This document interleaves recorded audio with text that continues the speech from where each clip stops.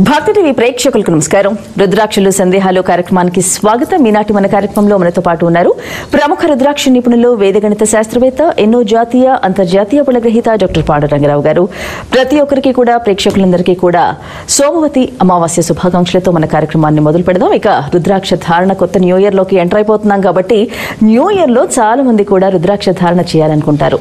ఎందుకంటే మనం ఎన్ని సాధించినప్పటికీ ఒక దైవిక సంపద ఉండాలని గురుగారి మాటలో ఇప్పుడు వింటూనే ఉంటాం. కాబట్టి చక్కగా కొత్త సంవత్సరంలో మరి ఏదైనా రుద్రాక్ష ధారణ చేసి మనం అనుకున్న మన కోరికలన్నీ నెరవేరాలంటే చక్కగా రుద్రాక్ష ధారణ చేస్తే ఎంత బాగుంటుందనేది గురుగారి మాటలో విన్నాం. కాబట్టి మరి అనుకునే వాళ్ళు అలాగే వేయించుకోవాలి అని అనుకునే వాళ్ళు కూడా ఎటువంటిది ధరిస్తే మంచిదో గురుగారి మాటల్లోనే తెలుసుకోవచ్చు.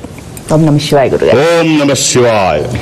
శుభ సోమవారం మీకు. సోమవారం సోమావతి అమావాస్య. ఈశ్వరుడికి ఇష్టమైన తిథుల్లో ఇది ఇష్టమైన అమావాస్య సోమావతి.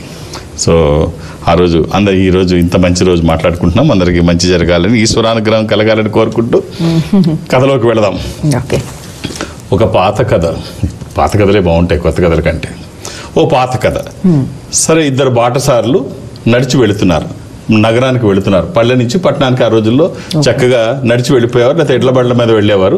నడిచి వెళ్ళేవాళ్ళు ఎడ్ల బండ్ల మీద, డబ్బులున్న వాళ్ళు గుర్రాల మీద, ఇంకా డబ్బులున్న వాళ్ళు ఏనుగుల మీద, అంబారీల మీద. సరే, మామూలు జనం కాబట్టి కాలినడకన చద్ది మూట కట్టుకునో లేకపోతే మధ్యాహ్నానికి భోజనం ఏదో ఏర్పాటు చేసుకునో వెళ్ళడం సాంప్రదాయం. అలా వెళుతూ ఉన్న క్రమంలో సరే ఇద్దరు వెళుతూ ఉంటే కొంత దూరం వెళ్ళిన తర్వాత అలసట, ఎండాకాలం అలసట. ఓ చెట్టు కనిపిస్తుంది, పెద్ద చెట్టు కింద కూర్చుందాం అనుకుంటారు. ఆ పెద్ద చెట్టు కింద కూర్చొని అలసట తీర్చుకొని మాట్లాడుకుంటున్నారు.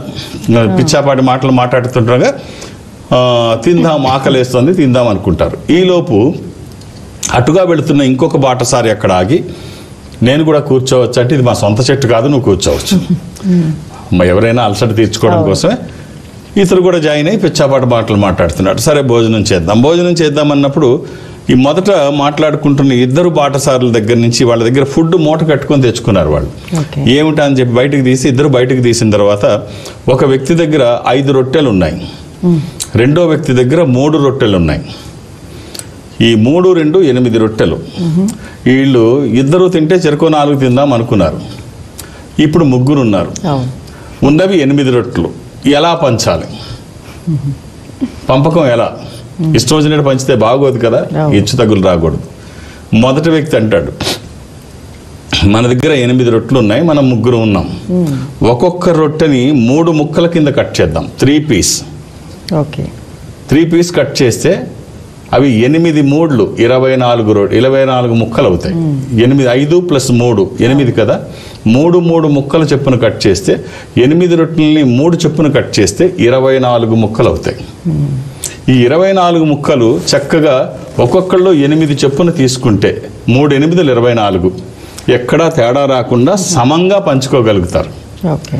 సరే, ఆ రకంగా 3 ముక్కలు చొప్పున ఒక్కొక్క రొట్టెని కట్ చేసి 8 చొప్పున పంచుకున్నారు. 24 ముక్కలు అయిపోయినాయి, సమానంగా తిన్నారు. అయిపోయింది, పిచ్చాపాటి మాటలు కూడా అయిపోయాయి. ఇక సేద కూడా తీరారు. వెళదామనుకున్న సమయంలో ఇక లేచి వెళదామని ఆ 3వ వ్యక్తి, జాయిన్ అయిన వ్యక్తి, మీ కష్టం నాకు అవసరం లేదు, నేను తిన్నదానికి మీకు భాగం ఇచ్చేస్తున్నాను డబ్బు రూపంలో, నా దగ్గర ఆహారం లేదు కాబట్టి అని 8 నాణ్యాలు, 8 రొట్టెలు కదా వాళ్ళ దగ్గర ఉన్నాయి. 5 + 3 8 నాణ్యాలు మీకు ఇస్తున్నాను, 8 నాణ్యాలు మీరు పంచుకోండి. సరే, మొదటి వాడు అంటాడు, నేను 5 తీసుకుంటాను, నువ్వు 3. నేను 5 రొట్టెలు ఇచ్చాను కదా, నేను 5 తీసుకుంటాను, నువ్వు 3 రొట్టెలు ఇచ్చావు, నువ్వు 3 తీసుకో. అలా కుదరదు, ఇద్దరం రొట్టెలే ఇచ్చాం కాబట్టి చెరుకో 4 తీసుకుందాం అంటాడు. చెరుకో 4 పద్ధతి కాదు అంటాడు. సరే, వెనక శివాలయానికి చెప్తారు, దేవుడా ఈ గొడవ నువ్వన్నా తీర్చు అని వీళ్ళు ఏదో సరదాగా అంటారు. అనేటప్పటికి దేవాలయంలో నుంచి ఒక పూజారి వస్తాడు.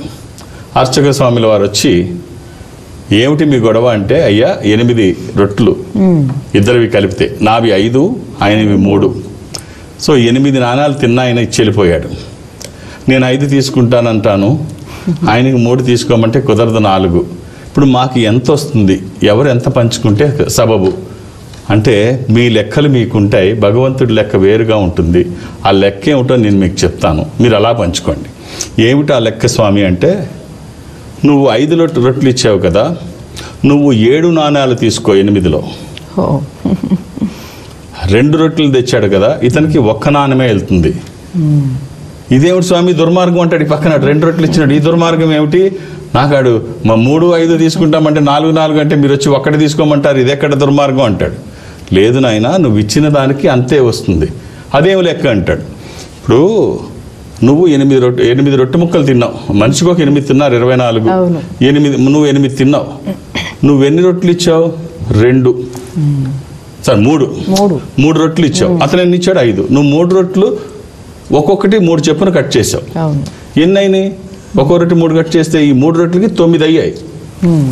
9 ముక్కలు ఉన్నాయి, తిని 3 రొట్టెలు 9 ఉన్నాయి. తిని ఎన్ని తిన్నాడు? 8 తిన్నాడు. ఈ 3 రొట్టెల్లో 8 ముక్కలు తిన్నాడు, ఒక్కటే మిగిలింది 9 చేస్తే. అతని దగ్గర ఎన్ని ఉన్నాయి? 5 ఉన్నాయి.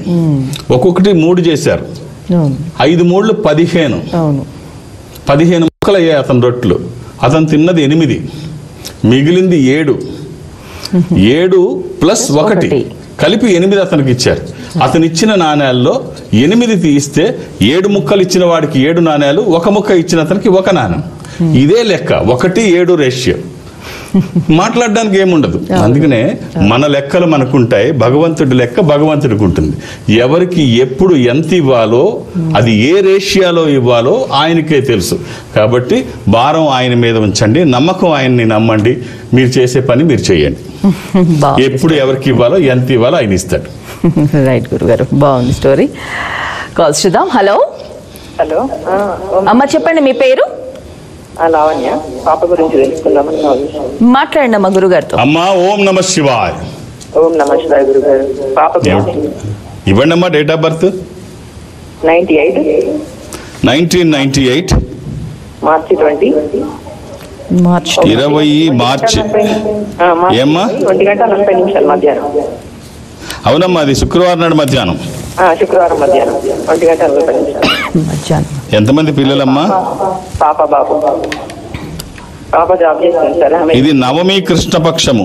క్యాలెండర్లో అష్టమి చూపిస్తోంది, కానీ అమ్మాయి పుట్టినప్పటికీ బహుళ నవమి.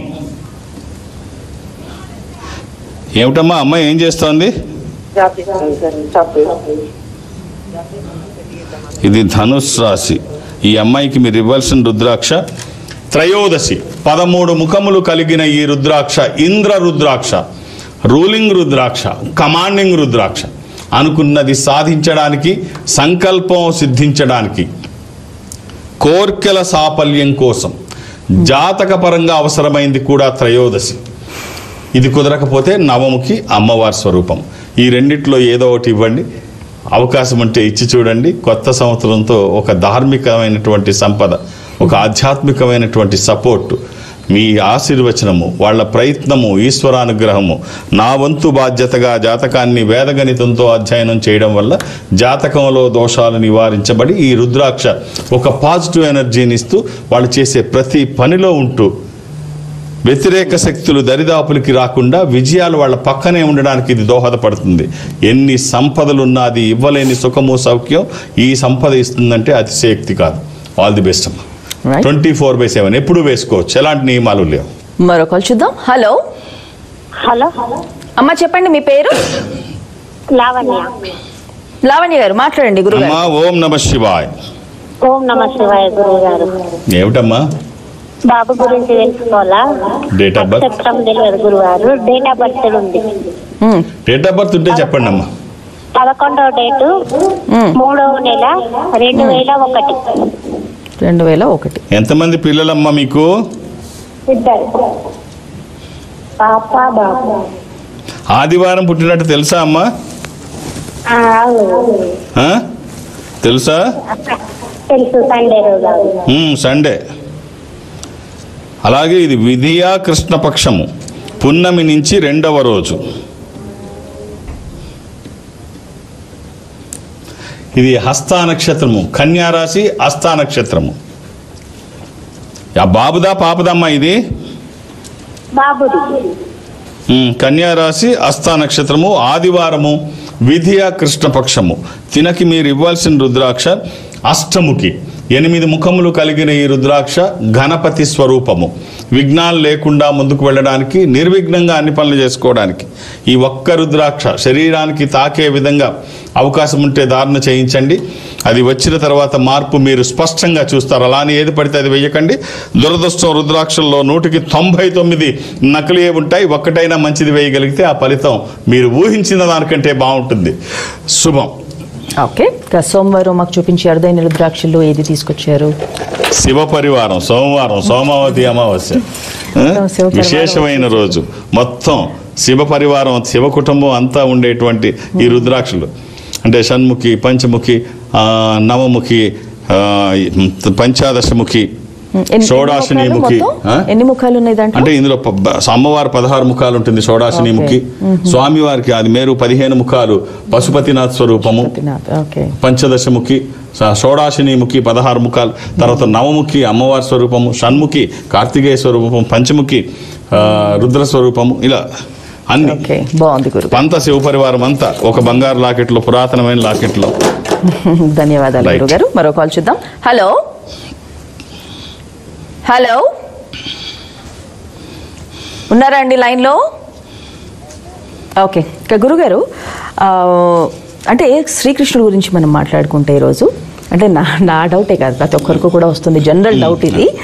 సో ఎంత జాగ్రత్తగా ఆ పాండవులకి ఆయన కాపాడుకుంటూ వచ్చాడు, అన్ని విషయాలలో కూడా హెల్ప్ చేస్తూ వచ్చాడు. అఫ్కోర్స్ వాళ్ళని గెలిపించేటట్టే చేశాడు అనుకోండి, కాకపోతే జూదం విషయంలో ఎందుకు గుర్తుపట్టలేకపోయాడు అంటే అంతా మా శ్రీకృష్ణ పరమాత్ముడు ఆ విషయంలో ఎందుకు గుర్తించలేకపోయాడు? అసలు జూదం ఆడితే వాళ్ళు అరణ్య పాలవుతారు, రాజ్యాన్ని కోల్పోతారు అని ఆయనకి తెలియదు ఏముంది, ఆయనకి తెలియదు కూడా ఒక పావు కానీ ఏది ఎలా నడవాలో అది నడవాలి, పైనుంచి ఆయన కంట్రోల్ చేయాలి.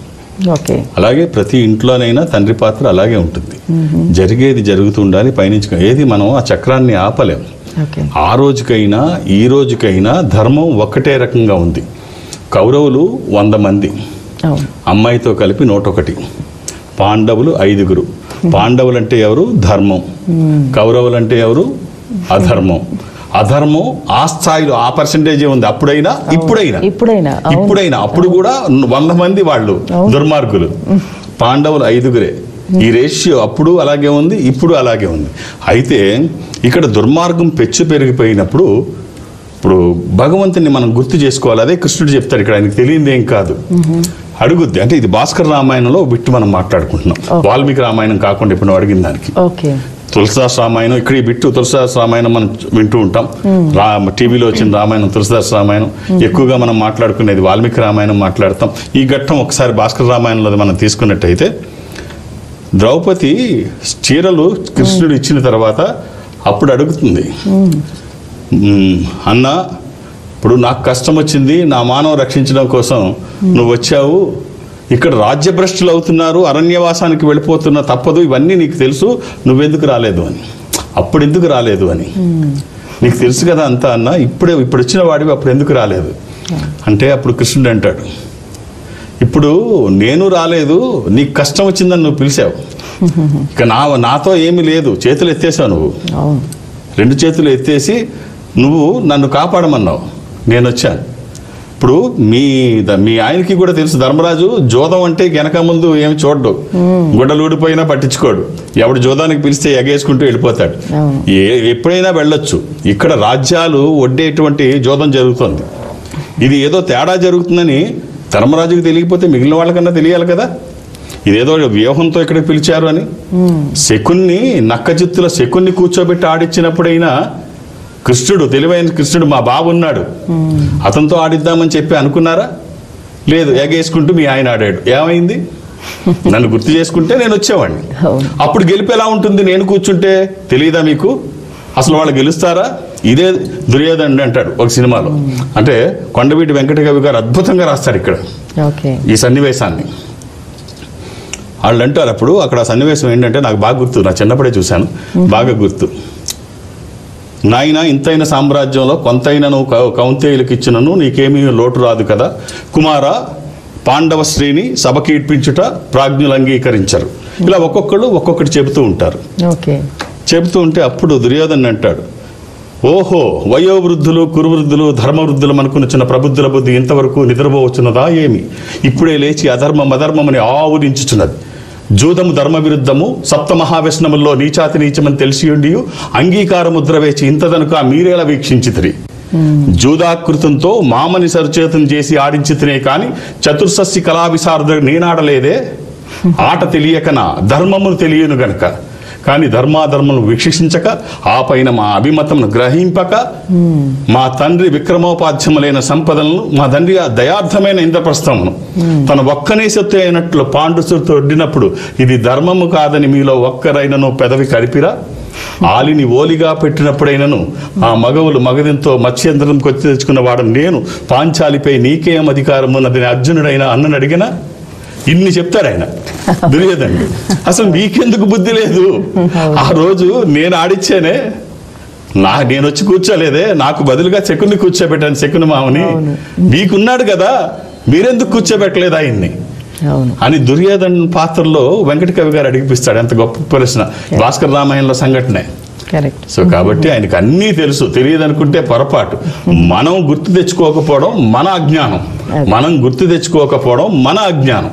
భగవంతుడు ఎప్పుడు అవసరమో నువ్వు గుర్తించకపోతే ధర్మమూర్తులైన పాండవుల అరణ్యవాసం తప్పలేదు, అజ్ఞాతవాసం తప్పలేదు, ఈ రోదన తప్పలేదు. మనమేం అతీతులం కాదు, మనమేం అతీతులం కాదు. కష్టంలో భగవంతుడు గుర్తు రాకుండా అన్ని నేనే అని కాలు ఎగరేస్తే మొట్టికాయలు తప్ప అని చెప్పి ఈ ఘటన చెప్తోంది. అవును, బాగుంది. రైట్ గురుగారు, కాల్ చూద్దాం. హలో హలో అమ్మ, చెప్పండి మీ పేరు? నా పేరు భారతి, మా మనవడు. ఓకే అమ్మా, మాట్లాడండి గురుగారు. అమ్మా, ఓం నమ శివాయ. ఓం నమస్తే అండి. వెలగల పెట్టి ఏమిటమ్మా? డేట్ ఆఫ్ బర్త్ చెప్పండి. 18/1/2008. 18/1/2008. 5:40 PM అండి సాయంత్రం. ఓకే. ఏ నక్షత్రం? బాబు చదువు గురించి. అమ్మా, శనివారం పుట్టినట్టు తెలుసా? తెలుసండి. ఎలా తెలుసా? మీది శుక్రవారం. ఇది శుక్రవారం అమ్మా. నేను వేగంగా ముందు చెప్పేశాను శనివారం అని. తీరా చూస్తే అది శుక్రవారము, leap year. 2008 leap year. Leap year 366 రోజులు ఉంటాయి. అందుకనే ఇది ఇక్కడ తిథి తగ్గుతుంది ఈ లీఫ్ ఇయర్ లో. ఇది శుక్రవారం, శనివారం కాదు. నేను స్పీడ్ లో చెప్పేసాను. తర్వాత చూస్తే ఇది శుక్రవారం. ఒక్కొక్కసారి అంటే హ్యూమన్ ఎర్రర్స్, మానవ తప్పిదాలు అంటాం. అందుకని నేను 1-2 సార్లు చెక్ చేసుకుంటాను. మరి నేను అనేసాను, పాపం ఆవిడ ఎందుకులే కాదండం అని చెప్పేసి అనేసి ఉంటారు.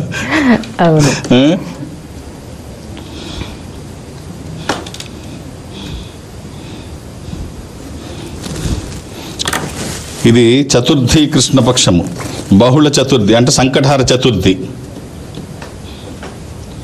ఇది సింహరాశి. దీనికి ఇవ్వాల్సిన రుద్రాక్ష నవముఖి, అమ్మవారి స్వరూపము, విజయాలు చేకూర్చి దోషాలు నివారించేది, రక్షణ కవచంగా ఉంటుంది. ఒక్క రుద్రాక్ష అవకాశం అంటే ఇచ్చి చూడండి అమ్మ. ఇది వచ్చిన తర్వాత మీరు నిశ్చింతగా ఉండవచ్చు. తనే ఒక రక్షణ కవచంగా అమ్మవారే చూసుకుంటుంది. ఎక్కడ ఎలాంటి వ్యతిరేక శక్తులు రావు. విజయాలు ఎప్పుడు వాళ్ళ పక్కనే ఉంటాయి. శుభం. ఓకే. క్యాంప్స్ గురుగారు ఈ వారం న్యూ ఇయర్ లో క్యాంప్స్ విజయవాడ, బెజవాడ. ఓకే, విజయవాడకి వెళ్తున్నారా? విజయవాడ. సో అక్కడ కొన్ని గంటలు ఉంటాను. కొత్త సంవత్సరం 2వ తారీఖు 31 హడావుడి, ఫస్ట్ హడావుడి అంతా అయిపోయిన తర్వాత 2వ తారీఖు కొత్త సంవత్సరంతో ఫ్రెష్ గా విజయవాడ కొన్ని గంటలు ఉంటాను, మధ్యాహ్నం వరకు. సో ఈ కొత్త సంవత్సరంతో రుద్రాక్ష ధారణ చేయాలని అనుకుంటారు. ఇలాగా 1వ తారీఖున 1వ తారీఖు వరకు హైదరాబాద్లోనే ఉంటాను. సో ఇవాళ ముఖ్యమైన రోజు, రేపు ఎల్లుండి కూడా ముఖ్యమైన రోజులే. సో 2వ తారీఖు మాత్రం నేను విజయవాడలో ఉంటాను. మీరు ఒక్కొక్క పేరే కొత్త సంవత్సరంతో అందరూ ధరించాలనుకుంటారు. సో ఒక్కొక్క పేరే నమోదు చేయించండి, 2-3 చేయించకండి. సహకరించండి. ఈ కొత్త సంవత్సరం ఒక మంచి పాజిటివ్ ఎనర్జీతో అడుగు పెట్టండి. ఎలాంటి వ్యతిరేక శక్తులు, దుష్ట శక్తులు మన మీదకి రాకుండా ఈ స్పిరిచువల్ సపోర్ట్ బాగుంటుంది. అలాగే హైదరాబాద్లో నన్ను కలవడానికి నేను ఎవరికి అపాయింట్మెంట్స్ ఇవ్వను, ఏ రికమెండేషన్ తీసుకోను. నన్ను కలవడానికి ఇవేమీ అవసరం లేదు. అలాగే దూర ప్రాంతాల నుంచి వచ్చేవాళ్ళు కూడా ఇక్కడి వరకు రావాల్సిన అవసరం లేదు. మీ ఇంటి దగ్గరే ఉండి మీరు నాతో మాట్లాడే, డైరెక్ట్గా మనం మాట్లాడుకునేటువంటి అవకాశం ఉంది. అంటే ఈ సంస్థ అన్ని చోట్ల ఉంటుంది. ఈ సంస్థకి దగ్గరగా దక్షిణ భారతదేశంలో మీరు ఎక్కడ ఉన్నా, అది చెన్నై కావచ్చు, బెంగళూరు, విశాఖపట్నం, విజయవాడ, తిరుపతి, రాజమండ్రి, శ్రీశైలం, వేములవాడ, కాళహస్తిలా ఎక్కడైనా మీరు అక్కడికి వెళితే వాళ్ళు నాతో మాట్లాడించే ప్రయత్నం చేస్తారు ఒక స్పెషల్ స్క్రీన్ ముందు. అటు మీరు ఇటు నేను. అంటే మీరు బెంగళూరు ఆఫీస్కి వెళ్తే నాతో మాట్లాడినట్టే ఉంటుంది. ఇప్పుడు టెక్నాలజీ ఉపయోగించుకొని చక్కగా. ఇంక భవిష్యత్తులో ఏఐ సపోర్ట్ ఉన్న తర్వాత ఇంకెలా ఉంటుందో. ఇప్పుడు చాట్ జీటీపీ థర్డ్ పార్టీ అయినప్పటికీ కూడా అది చాలా బాగా ఉపయోగపడుతుంది. ఇప్పుడు రేపు ఏఐ వచ్చిన తర్వాత ఇంకెలా ఉంటుందో అసలు ఊహకే అందం. మనం ఇంట్లో కూర్చొని మాట్లాడుకున్నట్టే ఉంటుంది. సో చూద్దాం. సో చక్కగా నాతో మాట్లాడుతున్నట్టే ఉంటుంది, ఇద్దరం ఒక దగ్గర కూర్చొని మాట్లాడినట్టే ఉంటుంది. మీరు ఆ రకంగా నాతో మాట్లాడినా, డైరెక్ట్గా హైదరాబాద్ వచ్చి నన్ను కలిసినా ఒక్క డేట్ ఆఫ్ బర్త్ చూసే అవకాశం ఉంటుంది. అర్థం చేసుకొని సహకరించండి. అలాగే 2వ తారీఖు ఒక డేట్ ఆఫ్ బర్త్ విజయవాడలో. ఓకే. గురుగారు, మామూలుగా పిల్లల ఎదుగుదల విషయంలో, మగపిల్లల విషయంలో తండ్రి చాలా నిర్ణయాలు తీసుకుంటూ ఉంటాడు, డెసిషన్ మేకింగ్ అనేది. సో తండ్రి తీసుకునే నిర్ణయాలు కరెక్టా, లేదంటే తల్లి తీసుకునే నిర్ణయాలు కరెక్టా? ఆడపిల్లలైనా మగపిల్లలైనా భవిష్యత్తు విషయంలో తండ్రిదే కీలకమైన పాత్ర. తల్లి జన్మనిస్తుంది, తండ్రి భవిష్యత్తునిస్తాడు. ఒక చిన్న ఎగ్జాంపుల్ చెప్తాను. కొడుకు 10th క్లాస్ స్కూల్కి వెళ్తున్నాడు. ఒక తల్లి పొద్దున్న వాడిని లేవబెట్టే దగ్గర నుంచి లేవరా టైం అయిపోతుంది, వాడిని దుప్పటి తీసి అది తీసి నీళ్లు చల్లి అవసరమైతే హడావిడి చేసి వాడిని లేపి బాత్రూమ్కి వెళ్ళి బాత్రూమ్ పంపించి నీళ్లు పెట్టేసి అన్నీ రెడీ చేసేసి, వాడి బ్రష్ మీద పేస్ట్ కూడా పెట్టేసి, తుడుచుకోవడానికి టవల్ పెట్టేసి, వాడిక్కడికి రాకముందు టేబుల్ మీద అన్ని సదిరేసి ఏమేమి తినాలి అన్నీ పెట్టి బాక్స్ పెట్టి, స్కూల్కి వెళ్ళే బ్యాగులో ఇవాళ సబ్జెక్టులు ఏమిటో టైం టేబుల్ చూసేసుకొని, ఇవాళ ఏమేమి ఉన్నాయో అన్నీ పెట్టేసి, పైన ఏం పెట్టాలి, రెండోది ఏం పెట్టాలి, మూడోది ఏం పెట్టాలి, లంచ్లో ఏం తీసుకోవాలి, తర్వాత స్నాక్స్ టైంలో ఏం తీసుకోవాలి, వాడికి చెప్తుంది, నాయన ఇది నీకోసమే పెట్టాను, ఎవరికి పెట్టగరా, జాగ్రత్తగా తిను, వేస్ట్ చేయకు, తర్వాత నువ్వు దాన్ని ముట్టుకోకలా ఉంచే, నేను వచ్చే కడుక్కుంటాను, ఇవన్నీ మొత్తం అన్నీ ఇక చెబుతుంటే అప్పుడు తండ్రి అడుగుతాడు కొడుకుని, నాన్న కారు వేగంగా వెళ్ళాలంటే కారుకి ఏముండాలి అని. ఇవన్నీ చూసిన తండ్రికి కోపం వస్తుంది. వచ్చి కొడుకుని అడుగుతాడు, 10వ తరగతి చదువుతున్న ఈ 15 ఏళ్ళు 16 ఏళ్ళ కొడుకుని అడుగుతాడు, నాన్న కారు వేగంగా వెళ్ళాలంటే ఏముండాలి కారులో? కొడుకు చెప్తాడు, కారు వేగంగా వెళ్ళాలంటే నాన్న యాక్సిలేటర్ ఉండాలి. అంటే కాదు నాన్న, బ్రేక్ ఉండాలి. ఈ కారు వేగంగా ఉండాలంటే బ్రేక్ ఉండాలి, యాక్సిలేటర్ కాదు. అదేమిటి అంటాడు. ఎస్, ఇప్పుడు బ్రేక్ ఉందన్న నమ్మకం ఉంటేనే నువ్వు వేగంగా వెళ్ళగలుగుతావు. అసలు బ్రేకే లేదని ఊహించుకో, యాక్సిలేటర్ మీద కాలే పడదు, ఇంకేం పోతాం, బ్రేక్ లేని వెహికల్లో ఏం వెళ్తాం. అవును. సో నీకు ఆ సెన్స్ ఆఫ్ హ్యూమర్, బ్రేక్ అన్నది ఒకటి ఉంది అని నీ మస్తిష్కంలో ఉన్నప్పుడు మాత్రమే, నియంత్రణ ఉంది నా చేతిలో అనుకున్నప్పుడు మాత్రమే నువ్వు ధైర్యంగా యాక్సిలేటర్ మీద కాలు వేయగలవు.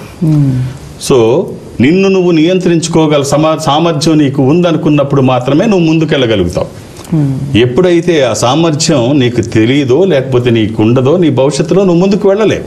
అంతే. కాబట్టి ఏదైనా నువ్వు ఎదగాలి అంటే కంట్రోల్ కంప్లీట్ నీలోనే ఉండాలి.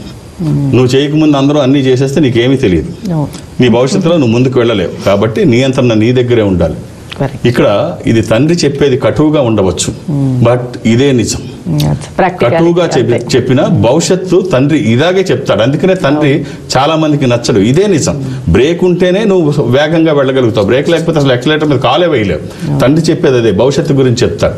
ఇప్పుడు గుడిలో దేవుణ్ణి చూపించమన్నప్పుడు అందరూ అడ్డొచ్చేసి కనిపించకపోతే కొడుకు చెప్తాడు, నానా దేవుణ్ణి చూపించమని. వాడిని పైకి లేపి తన భుజాల మీద ఎత్తుకొని దేవుణ్ణి చూపిస్తాడు. దేవుణ్ణి చూస్తాడు పిల్లాడు. అప్పుడు వాడికి తెలియదు, ఒక దేవుడు భుజాల మీద కూర్చొని ఇంకొక దేవుణ్ణి చూస్తున్నాను అని. సో భవిష్యత్తుకు తండ్రే దేవుడు. తల్లి పాత్ర లేదనం, తల్లి జీవితం, తండ్రి భవిష్యత్తు. ఇది ఆడపిల్లలకైనా మగపిల్లలకైనా. ఓకే, బాగుంది గురుగారు. సో ఇద్దరు రెండు కళ్ళ లాంటి వాళ్ళే, అంతే, ఇద్దరు ఇంపార్టెంట్. రైట్ గురుగారు, ఈనాటి కార్యక్రమంలో చాలా అద్భుతమైన విషయాలు మాట్లాడుకున్నాం. ధన్యవాదాలు. ఓం నమః శివాయ. వీక్షించారుగా, ఇది ఈనాటి రుద్రాక్షలు సందేహాలు కార్యక్రమం. మరో కార్యక్రమంలో మళ్ళీ కలుసుకుందాం. నమస్కారం. Indo Nepal rudraksha organization, Jubilee Hills road number 45 మరియు సోమాజిగూడ, హైదరాబాద్. సంప్రదించాల్సిన ఫోన్ నంబర్స్ 9118845678 9177778855 81868999